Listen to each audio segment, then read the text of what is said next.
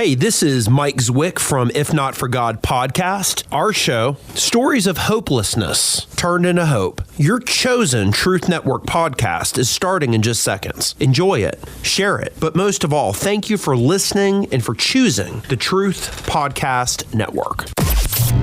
This is the Truth Network. Coming to you from an entrenched barricade deep in the heart of central North Carolina. Masculine Journey After Hours. A time to go deeper and be more transparent on the topic covered on this week's broadcast. So sit back and join us on this adventure. The Masculine Journey After Hours starts here, now. Welcome to Masculine Journey After Hours. We are talking about vulnerability again today. We talked about it last week with being vulnerable with others and what gets in the way.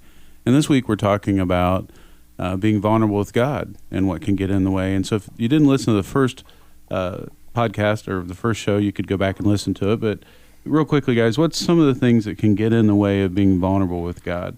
Andy, do you have something? Yeah, I think probably the first one would be pride. Mm-hmm. Pride and fear, I think, are the biggest two to me. Yeah, anyone else? I just had the trifecta, the me, myself, and I. Yeah. yeah. We the three of us always kind of seem to trip over something and get in the way. The tripping trinity is what we call it. Tripping trinity. There you go. Yeah, you get those going. It's a classic triple threat. Yes, it is. Anyone else? Jim, you got a song? Funny thing you ask. When Rodney kicked off our being vulnerable, he did. In the show. That's it. That's the word I'm looking for. I still can't find my words. It reminded me of a Rich Mullins line in a song that always gets me teary because it's me. It's I'll fight you for something I don't really want, rather than take what you give that I need. Mm. And when he was talking about his dad, I remember I loved flying because my dad loved flying. And he would have the wheel, and I would be, in my mind, as a young kid, flying. And then later he let me do things that weren't dangerous doing it. Never got a pilot's license because I know how bad I am at attention to detail, and that's kind of important in that line. But it really took me there. And I love my time with God, and I did have a good day with God today. And I love doing that. So why don't I pursue it? Mm-hmm. And it's primarily out of the fear that I'm going to be asked to do something I really don't want to do. Yeah, there's that fear. There's the relinquishing control. That's the pride part, I think, more so, Yeah, that's the way it really kind of plays out. I know That's better. the I know better the than illusion to of run my control. life. We don't have it. No. We recognize that. Absolutely. We're deceived in that, no doubt about it. But we definitely, it is pride that I know how to handle my life. But if I let go, who knows where I'll end up. Yeah. Sam, you're always talking about going to Africa. Yeah, so that'd be on a mission trip to Africa. Yeah, we think we have control, and God does allow us the ability to make really bad decisions. He doesn't stop us, and so we do have some level of control in the midst of it, but it's that whole something letting like go. Jonah or somebody like that. Yeah. The fish story. Well, I've got an example that I'll share. This was quite a few years ago, but I had been going through a pretty bad time, and I made myself vulnerable, and God convinced me that I needed to confess before the entire congregation what I needed prayers and forgiveness for. And I remember standing up and saying something along the lines of that my name is not Jimmy Carter, but I'm guilty of lust. Mm-hmm.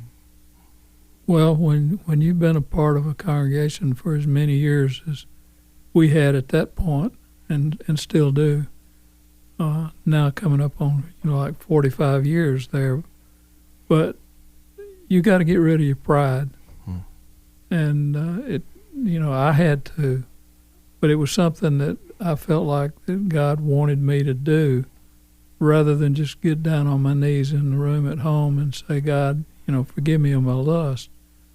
because I felt like by doing it the way I did, that I might influence other people that had a need that could be met. But being vulnerable can put you in a bind. You can. You can, and it will, but God's got that plan all kind of worked out. You know, the other couple things I was thinking of that we talked about in the earlier show, and we'll move on from there, is agreements that we make with the enemy, you know, specifically about ourselves or about God, you know, can get in the way. And then just our upbringing of what our view of God was, you know, can get in the way of having that vulnerability if there's not a trust relationship or not a relationship that's really there. Right. You can go to church for a lot of years and not have a relationship with God. If you were never vulnerable with your parents, how are you going to do that with God unless, you know, he breaks through? And yeah. So, Andy, you have the first clip. It's from the TV show The Chosen. The Chosen, Season 2, Episode 1. I just watched it not too long ago, and when this topic came up, I was like, okay, I know the perfect scene for what I see vulnerability as. Now, we were talking earlier, vulnerability to me, you know, it can be a variety of things. It can be vulnerability for past wounds or deep sins, or it can be current things that you're dealing with, whether it be sins or whether it be God's calling you to do something and step out in faith like he had people to do in the Bible, and we just don't want to do that. You know, whether it's sharing our faith, whether it's becoming involved in a particular ministry, whatever it is, you know, a lot of times we resist those things. And to talk to God about them, God doesn't sit there and want us to just say, okay, I'm going to reluctantly go and do it, and our heart's really not in it. He would rather us voice our concerns or whatever about what's going on. So since sorry I got off course there, but I was just sharing my heart of the way I saw vulnerability. But in this particular instance, this is, like I said, it's from The Chosen. It's Jesus and his interaction with the Samaritans. He could have went around Samaria, but he chose to pass through. And the scene before this is actually his interaction with the lady the woman at the well. And this is a particular Samaritan that he goes to eat supper with. And the backstory is his disciples had blessed this man by sowing his field, cleaning it out, got it all prepared. But he goes and he wants to eat dinner with this guy, and they start talking about this man's story. And I don't want to give it all away. We'll talk about it on the other side of the in-depth, you know, part of the clip. Speaking of broken bones, what's the story? I fell off a horse. I didn't see a pasture. It wasn't mine. Ah, a friend's horse. That's always dangerous. No, not exactly. Oh, look, you've already done so much for me that I didn't deserve. If you knew who I am, you would never have helped me. That's not true. This is what we Jews do. We tell and listen to stories. Our stories connect us. Tell me your story. We ran out of money and food. My little Rebecca, I could see her ribs through her skin. And Hedwa, her eyes turned gray. They had been a drought, so there was no work in town. I had a friend in Tiratana who was also in bad straits. We traveled south past Ephraim and lied in wait along the road from Jerusalem to Jericho. We attacked a Jew who was traveling along. Pulled him down from his horse, took all his money and all his clothes. He fought back, so Dishon knocked him down, hit his head on a rock. I thought he was probably dead. Dishon was to take the Jews' belongings and sell them to bond traders in Anathoth. I was to ride north and sell the horse at a Roman outpost. But I wasn't on for 10 minutes when she reared up, threw me, broke my leg. I had to crawl on my elbows and forearms to the nearest town and beg for a ride back to Sychar. Worse off than before. So now you know what you've done, the kind of man you've helped. Every day I think about that Jew, naked and alone, on the road, possibly dead. I could be a murderer. He didn't die. Somebody came along and helped him. How do you know? Melek, I know. I promise you, he did not die. So what you have is, this is a Samaritan, and, you know, you got your Jews mixed in, and they go and eat with this family, and the Jews are all, you can see them on the movie, you can see just kind of how they are pulling back just from the Samaritan. Well, this Samaritan actually, he needed money, and he just explained he was vulnerable with Jesus and basically explained his crime. Now you can see in the dialogue how Jesus kind of pulled that out of his story, and that's how God does with us a lot of times. When it's hard for us to be honest with him, he will be gracious and try to pull the story out of us. But as it goes on, basically Jesus tells him that, what all that the man that you thought that you killed, he lived, he was taken care of, and I think it kind of plays off the Good Samaritan story on that. But the end of it is Jesus was gracious in this man's vulnerability. And what's really cool, you don't see this, but in the next scene, you see the guy that was, basically confessed and explained the situation. He wakes up healed the next day. And then you see a shot of Jesus smiling. And, that's just the way Jesus does it. I mean, we're vulnerable. We're open to him. He comes in and blesses our lives, and then we are healed from whatever, we are experiencing, that wound or that sin. Yeah, I think that, especially as you're dealing with wounds, obviously that's the way God operates. And I do like at the beginning of that clip, the almost playfulness of Jesus acting like he doesn't know. Right. I mean, he knows the story, but he's like, oh, I didn't see a pasture, yes, right. Or whatever it is, right? And so, I like that playfulness, right. That he kind of draws that story out as you're talking about. I think that there's also times that we're vulnerable with him, and we never ever know the outcome. Right, that's true. Right, yep. Or we don't know the outcome yet. Yeah. Right, but he still calls us to that vulnerability. That vulnerability and that obedience to share, and then, we're to leave the results up to him. Yeah, I mean, there's situations, if you have kids, they're going to make decisions that you don't necessarily like for them. You don't think they're great decisions for them. Yep. They make them. A lot of times there's not anything you can do.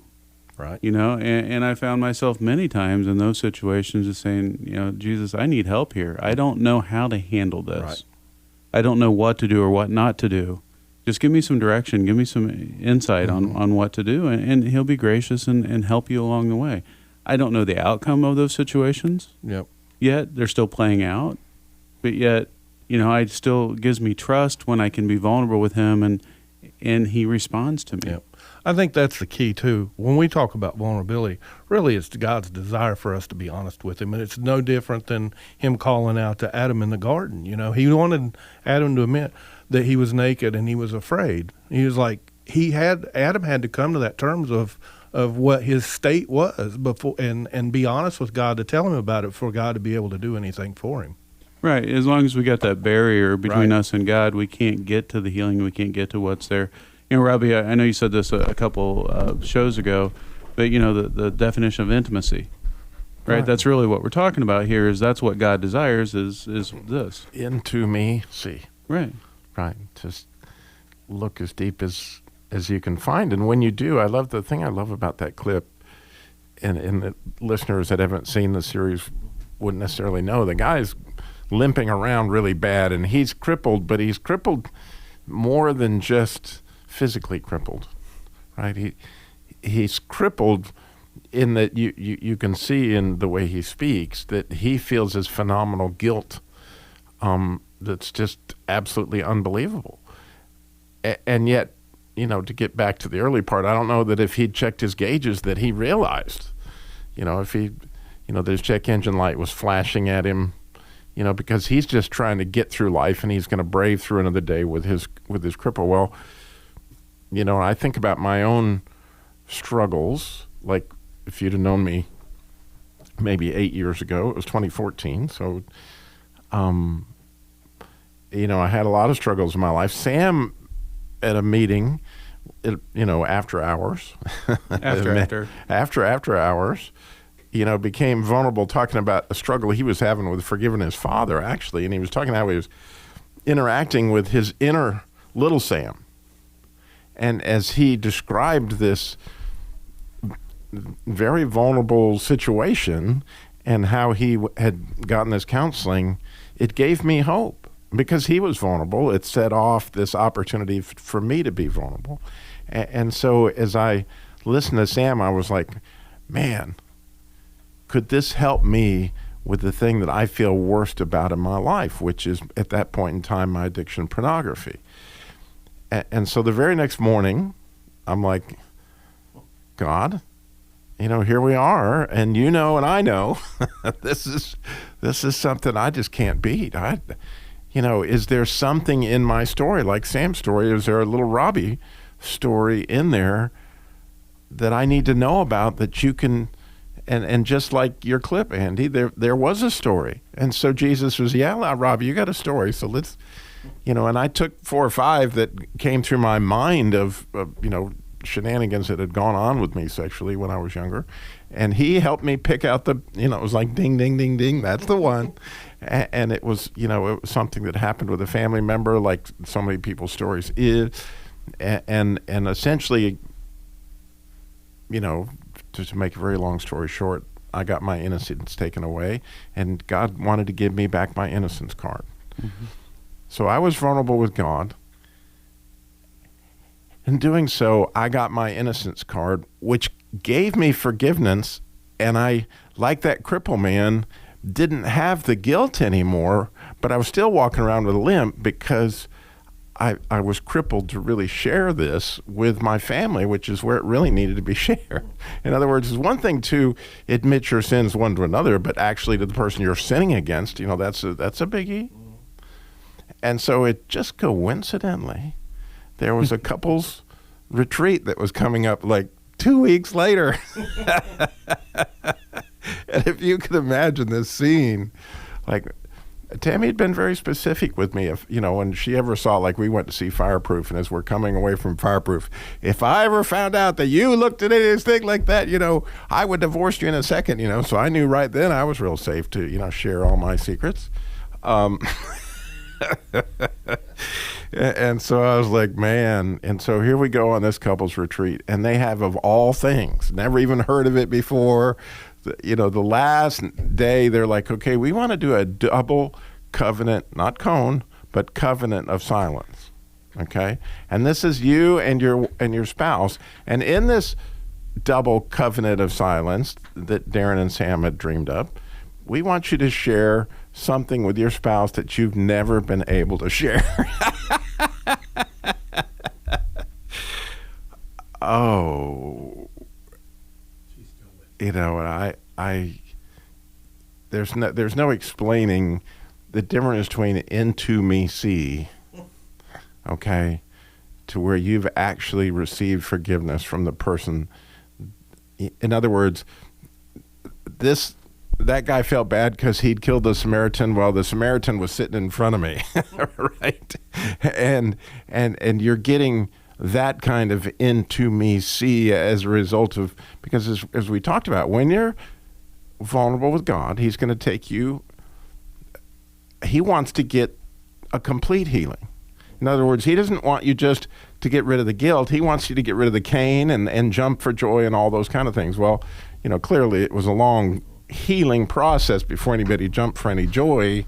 However, like, oh my goodness, what a gift as a result of being originally vulnerable with God, which only again would not have happened had Sam not been vulnerable with us.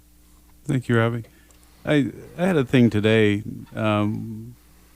Wasn't really thinking about the show, to be honest. I can't remember what happened. Quick backstory: Eli's car broke down and was in the shop, and so he's been driving my old pickup truck, which is great. It's a 1975 pickup, so it's one of those big old ones. He's been driving it, and the other day he said, "Dad, can you listen to this?" And I was listening to the car, and I'm like, "Oh yeah, that's a water pump. It's going to go out at some point." I said, you should get your car back in the next couple of days. Just try to take it easy on the truck. Well, the next day he calls me, and the belts are broken, and I think the water pump probably seized, is what happened. And so we went and got the car and got it home. Well, I was thinking about something. I'm going to fast forward to something else. I'm thinking about someone, and I don't remember who the person was, honestly. And I was thinking about them not being initiated. Right. And so I was thinking, God, well, they've never been initiated in this. And he's like, well, who initiated you? I'm like, yeah, good point. And then it got to a car thing. And I said, yeah, he's never been initiated in that, God. And he's like, well, who initiated you in that? And it brought me back to a memory that I've shared at boot camp of being so angry. When I was young, my first car, the water pump went out. And I had no idea how to change it. My dad had had a stroke at that point. There was no way he could help me. My friend's dad was trying to tell me how to do it over the phone, which I didn't even know what the nut was he was wanting me to look for. It's right next to the alternator. I'm like, well, okay, what's that look like, right? And so, I had all these things. Well, when God said, who's initiated you in that? I thought, I've got the truck at home. I didn't take it to the shop. I didn't want to take it to the shop. I thought, well, maybe I'll get a mobile mechanic. Maybe I'll do something else. And then I just said, no, I'm just going to fix it. I'm going to have Eli. He doesn't know it yet. So if he listens to this show, he'll find out. But I'm just going to, one of the weekends I have him, I'm just going to have a water pump there. I'm going to have the belts, and we're going to fix it. And if we can't fix it, what's the worst that can happen? I get somebody to help me fix it, right?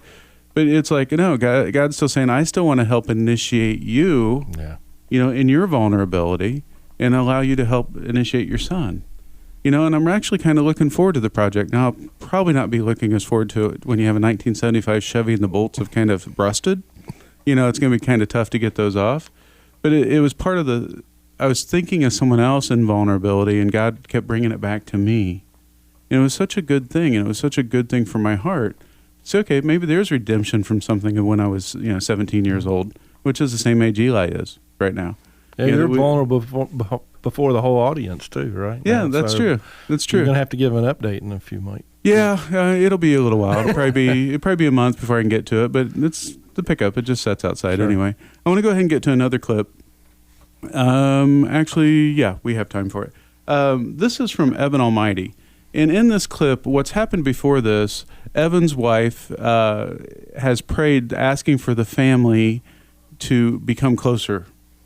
And so she's really vulnerable with God. And then all of a sudden her husband decides he's supposed to build an ark. And if you haven't seen the movie, sorry, I'm ruining some of it. But she gets really frustrated and fed up and kind of leaves him. And she stops at this restaurant where she has an encounter with the waiter who also happens to be God. And I want you to listen to how it plays out. Oh, excuse me. Can I get a refill, please? Coming right up.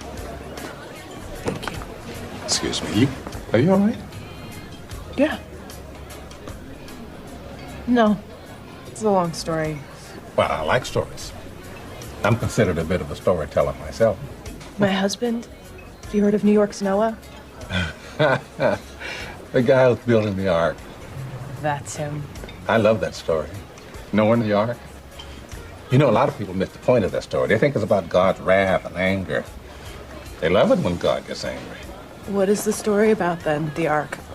Well, I think it's a love story about believing in each other. The animals showed up in pairs. They stood by each other, side by side, just like Noah and his family.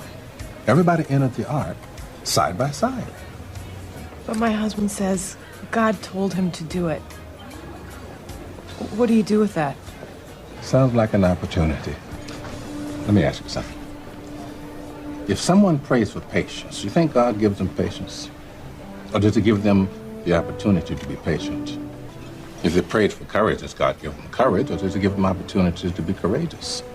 If someone prayed for the family to be closer, do you think God zaps them with warm, fuzzy feelings?